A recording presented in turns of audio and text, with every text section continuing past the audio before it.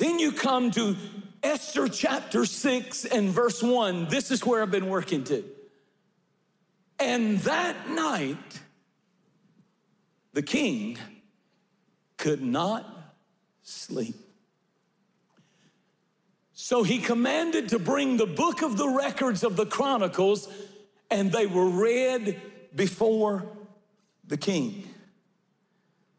That night, the king could not sleep. Everything is bad. Everything is messed up and getting worse. Everything is hopeless. Everything is filled with anxiety and worry. They're facing a slaughter. She's scared to death.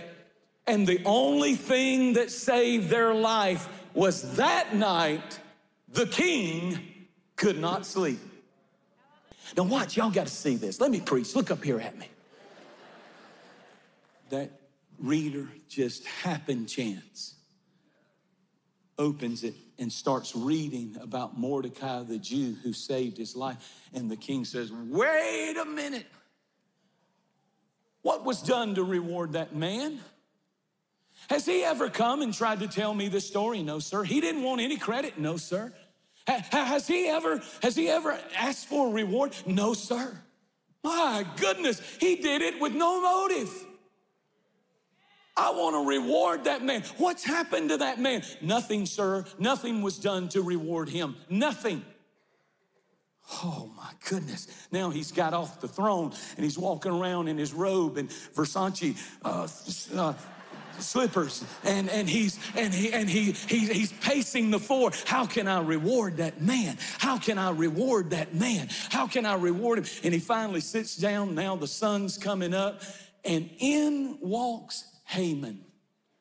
He's freshly shaved. He slept like a angel, and he feels good. And he walks in, and he thinks, I just had the greatest night of my life, and tonight I get to do it all over again. I am something special. He walks into the presence of the king. The king looks at him. He's got black bags under his eyes, and he says, I want to ask you something, Haman.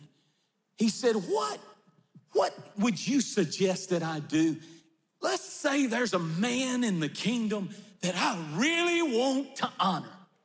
And Haman, with his egotistic self, is thinking, oh my God. Now he's about to do a humble brag.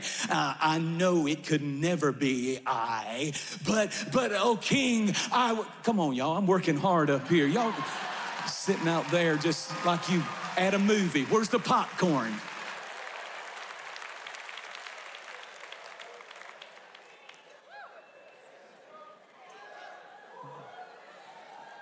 I'll preach to myself. This is how I preach. That's how I talk to myself when I read stuff. But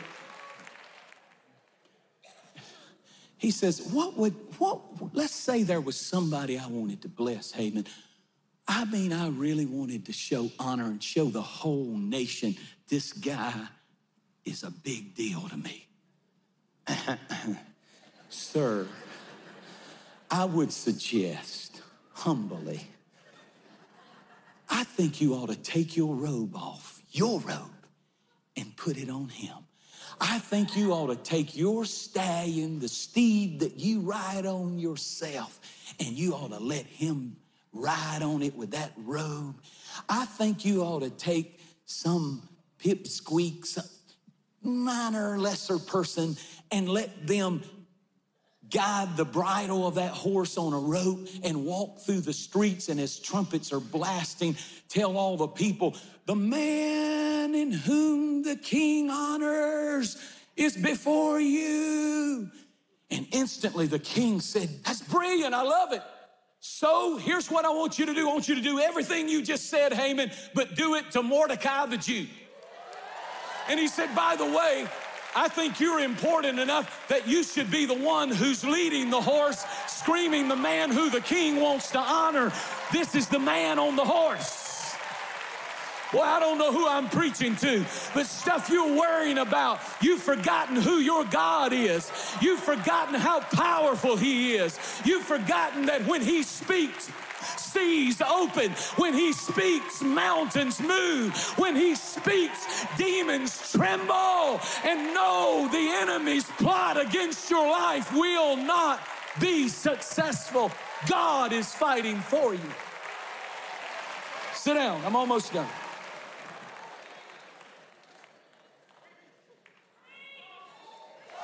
So, don't you know how humiliating that was? The man whom the king honors.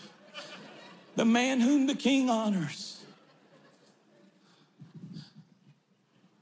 That night, after a humiliating day, Haman comes to the palace for the final banquet. Queen Esther is there. They eat. The king turns and says, why did you do this? Tell me the real reason. What do you want?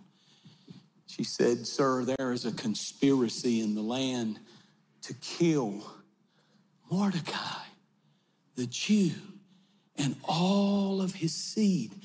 And I don't know if you knew this, king, but I, Esther, I'm a Jew. The king is enraged. Stands up because he didn't sleep all night. So he's you know how you are when you didn't sleep good. Turn to your wife and say, I know how you are when you didn't sleep good. Turn to your husband and say, you're that way all the time. It doesn't matter if you sleep good or not. Can I finish? Here's the finish. He's so angry, he doesn't want to make a quick decision. He is smart enough to know, if I get rid of this guy, it's going to cause me a lot. So he gets up and walks out. He says, who was it behind this conspiracy? And she says, this one right here, Haman. He's so mad. He's just, if he spit, it'd kill grass.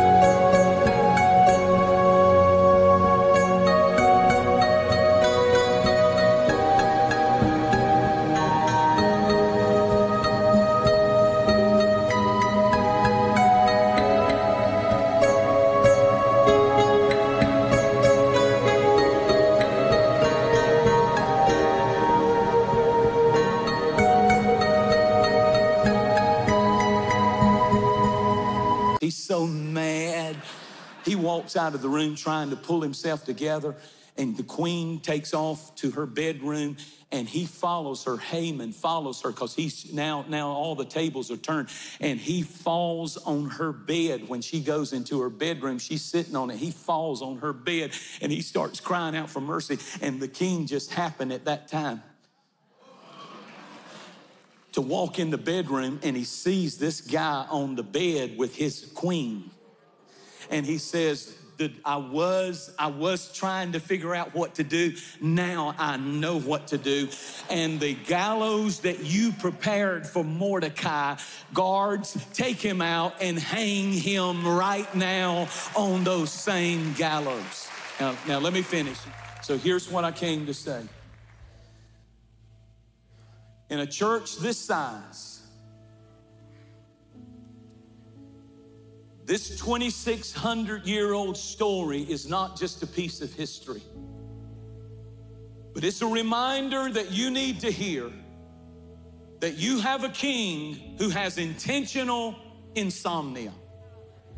He said, he didn't say I can't sleep. He said, I will not sleep or slumber because I'm going to walk the floor. And while you sleep, I am up and I'm planning and I'm plotting your comeback. I'm planning how that the enemy has constructed things that I'm going to turn for your good. I'm going to use them against the very voices that have tried to destroy you.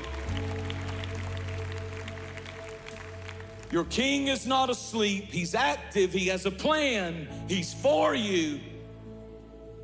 In a crowd this size, there's some family that's represented that had a heated argument. Unkind, cruel words were spoken, maybe even last night. And it looks like the enemy's gone wild in your family. There's somebody else here who's scared of a medical situation. You dread going back to the doctor. The C word, cancer, is tormenting you. You don't know what in the world. And the problem...